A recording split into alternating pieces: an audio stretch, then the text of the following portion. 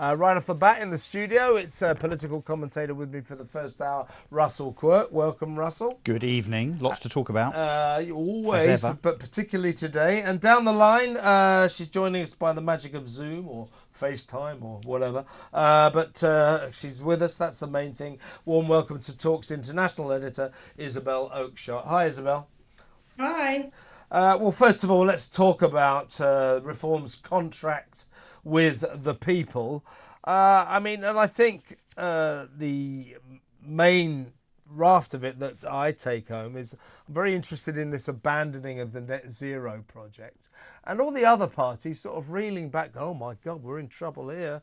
We're in trouble here. Why? What's he doing? He's getting rid of net zero, and therefore there won't be hundreds of pounds hikes on people's energy bills. What are we going to do about that? Oh, I don't know. We'll have to have more net zero then, right? I mean, it's so obvious what Farage has done. Why do you think it is, Isabel, that the parties find this to be such a bamboozling thing to do? Why, for example, don't the Tories say, OK, we care about the environment, net zero and all that, but we're not prepared to charge people more money on their energy bills? Partly because they don't want to be charged more money on their energy bills, and partly because it's just not necessary. Why don't the other parties work out this is a no-brainer, I would suggest? Well, just as if you talk about immigration and say you want to control immigration and you don't want open borders, you're described as xenophobic or racist or bigoted. If you start saying you don't think that net zero is the answer to the weather changing, you get screeched at as a climate change denier and flat earther. So it's quite a bold political position to adopt because of that ludicrous backdrop, because people have been so brainwashed, in my view, into thinking the world's going to end and that they can stop the weather changing or change the level of the sea by taking these measures that will effectively cost us literally billions and make absolutely infinitesimal difference because of what the rest of the world is doing. People have been brainwashed into thinking that that is the only way they're allowed to think about this problem. So any party that suggests something radical like not doing that runs the risk of being smeared and slated, which the party will be. But I think this is about trying to open up a serious debate about whether net zero is the right answer for what is definitely a problem. The question is, how much of a real problem is it for this country? Indeed. What do you make of this, Russell? I mean, this is about a political party jumping or reaching the shocking conclusion that, on balance, a policy that doesn't cost people any more money might be more popular than a policy that does.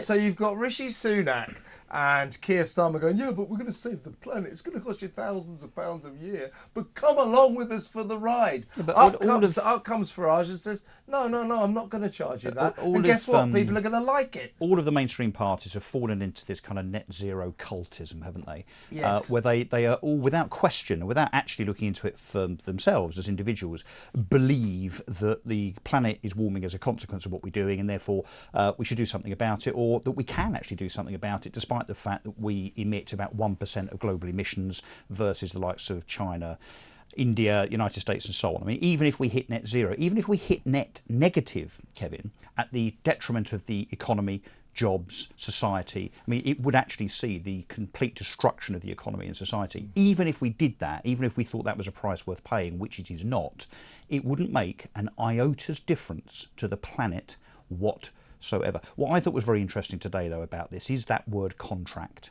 Now, all of the other parties waffling on about their manifestos, and as Nigel Farage said today, manifesto as a word now means nothing. Yeah. It's just a word that allows them to go back on what they have apparently promised or pledged. Whereas, in fairness to Reform and Richard Tice and Nigel Farage, they mean this. Now, not only do they mean it in terms of this being a contract with the electorate, it's actually a decidedly conservative manifesto, frankly. All of the things in there are conservative. And despite what the lefties are saying on Twitter today, it's all costed. I mean, in the manifesto, which I've read, and on stage today, Nigel and Richard both went through how this gets paid for. So it's costed. It makes perfect sense. It balances. A friend of mine, actually Pete Barnes, who was a guest on my show on Friday night, who's a dyed-in-the-wool Tory, can't stand reform, and he'd been through their manifesto as it stood on Friday. He said, "I've got to tell you, Kevin, I can't believe it, but it is all costed out. It does add up." Yeah. Taking away this ridiculous situation where we're paying banks interest on our own money, which saves fortunes. And look, shock horror, making the state smaller, getting rid of the bloated civil service, or an element of the bloated civil service, which is actually part of Britain's problem right now in terms of them getting in the way of policy being enacted. I mean, it's very simple, actually, very straightforward, but it works. Yeah. Now, Isabel, here's an example of what, and I don't want this to be a sort of we love Reform UK, but it is just interesting. They're the pariah outsider party who just come up, stand up and say all these things, and people go, yeah, do you know what? I prefer the idea of cheaper energy bills to more expensive energy bills. Yes, I think I'll vote for that. And here's another example. Do you remember in the Tory manifesto, Isabel, when Rishi Sunak said, if when you're looking for a job, if after a year we find you haven't been looking very hard and you haven't accepted any jobs, we're going to take your benefits away. Well, along came Reform UK and said, well, we like the concept of that. Why wait a year? We're going to do it in 4 months. By the way, I might suggest a month, 2 months maybe. But do you see what I mean? All of these other parties, the mainstream parties, seem to be afraid to actually dare to disturb the universe and actually do anything. So Farage and the gang are saying, not a year, make it 4 months. I mean, it makes sense, doesn't it? Well, yeah, and similarly with the NHS, my heart did sink when Labour said they thought they'd be able to sort out waiting lists in 5 years. Millions of people they don't have 5 years to get treatment in a timely fashion. Quite clearly, if people who have got serious conditions are waiting for many months, or even perish the thought over a year, as a lot, in fact, in Wales, where Labour runs that devolved administration, are waiting for over a year for treatment, then they're, I'm afraid, going to suffer and indeed die in the process. So Reform UK said we're going to get rid of waiting lists very, very quickly indeed. And not only we're going to bring them down, we're actually going to reduce them to zero, is what they've said. Now, people can argue about whether or not the way they're going to go about that is either desirable or realistic. But I don't think that they can criticise the scale of the ambition in that contract. A lot of critics will want to raise quite legitimate questions about, can they make the savings that they've promised as fast as they promised? Are they actually really going to be able to turn back the boats? I would say, yes, they are, but people will question that, and fine. But what you can't say with any justification is that this isn't a very radical and ambitious agenda for change. Yeah, that I think ordinary people can relate to. Let's remind ourselves of what Nigel Farage said today at the launch of the Reform UK contract with the people.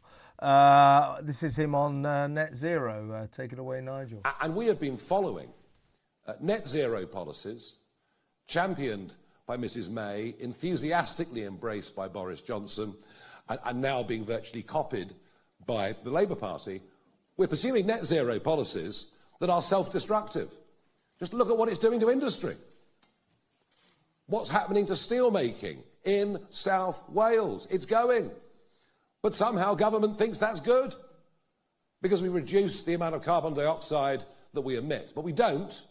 So we want to get rid of the subsidies that are paid to green energy companies by loading taxes on the electricity bills of everybody in this country, and we've been doing this now for the best part of 20 years.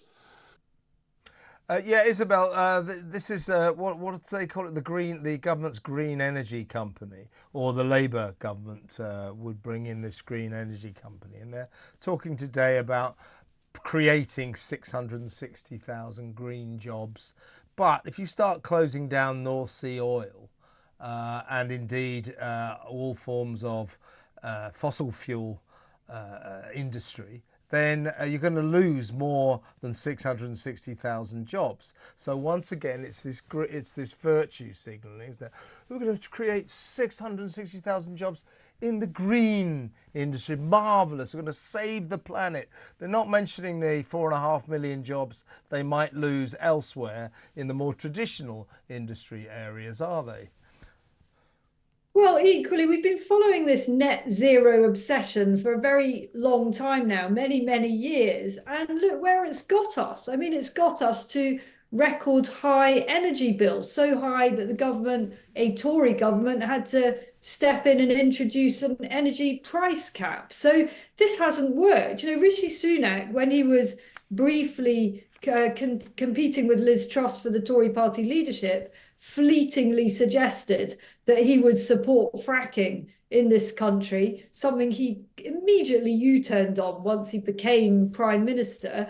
Yeah, we've got all this shale gas under our feet in this country that nobody seems to want to exploit, because we apparently prefer the hypocrisy of pretending we've got green energy while importing all the components to make this green energy from absolutely miles and thousands of miles away in some cases, just to get the stuff we need to make the green energy to this country, with all the carbon emissions that transport actually involves. So it's a complete hypocrisy. It's a nonsense. All we're really doing is exporting the work in order to salvage some weird moral green conscience. Yeah, if you go around the area where I live in well-to-do North London, it's full of all these posters in everybody's windows.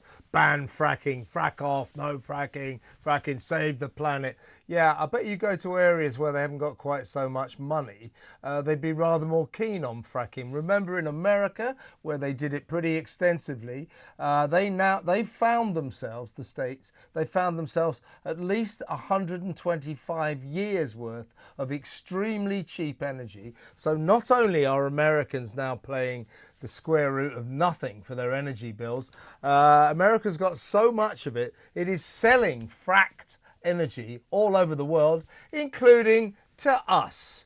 The people who, with our virtue, say, oh, no fracking in Britain. Oh, we'll buy it from elsewhere. I mean, that is the sort of incoherent nonsense that makes people question the entire green project, isn't it?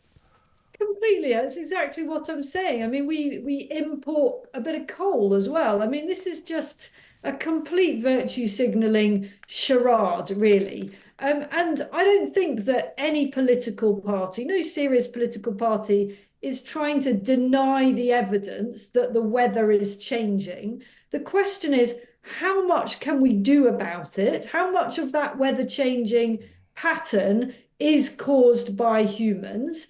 And how much, if we all agree a certain degree of it is, how much can we actually do to change that? And how sensible is it to try and take those steps within a very short time frame? And that's, I think, the point that Reform UK was making in its manifesto today. And isn't it weird that it's an outlier, that all the other parties just sort of going along with this? The vested interests are quite phenomenal in this whole net zero charade. Yes, indeed. You know, who pays for the windmills? Who pays for the solar panels? Who makes them? Mostly China. Then we buy them. It is absolutely absurd. And I always wanted to know. People go, "Oh, it's humanity. Humanity are changing the climate. We're changing the weather." So the climate has always changed. Yes, the climate of this planet has always changed. So who changed it before humanity was here then? How did the ice ages melt? Did those dinosaurs have lots of factories and cars and things like that? It's just nonsense. Kevin, how did the ice ages melt? And also the other thing is, let's be clear about what Labour are talking about. They've now U-turned on their £28 billion worth of kind of net zero aspiration because they realise that they can't fund it. So that's the first U-turn before they even get into office. But the other thing is about this GB energy business that they're apparently going to set up, which apparently is going to, you know, somehow wave a magic wand, and that's going to provide clean energy almost instantly, notwithstanding the effects and the consequences of obviously deleting everything by way of oil and gas. But that company, as it turns out, isn't even going to produce energy. They're going to spend £8 billion setting it up, and all it's going to be is an energy investment company, which presumably is also going to invest in stuff overseas. It's extremely nebulous what this GB Energy company is all about, but as you say, Russell, it doesn't seem as if we'll be able to buy energy from it, and even if we can, it's a bit bizarre, isn't it? The government, people say, we should nationalise the energy industry. Oh, no. The government seems to be saying, well, there'll be all these companies out there you can buy your gas and electricity from, but we'll have one as well. If you want to buy one from the government, you can. Yeah, can we also... Very strange. We better go to these messages now. We'll be back in a little while. I'm still with Isabel Oakeshott and Russell Quirk. I'm Kevin O'Sullivan.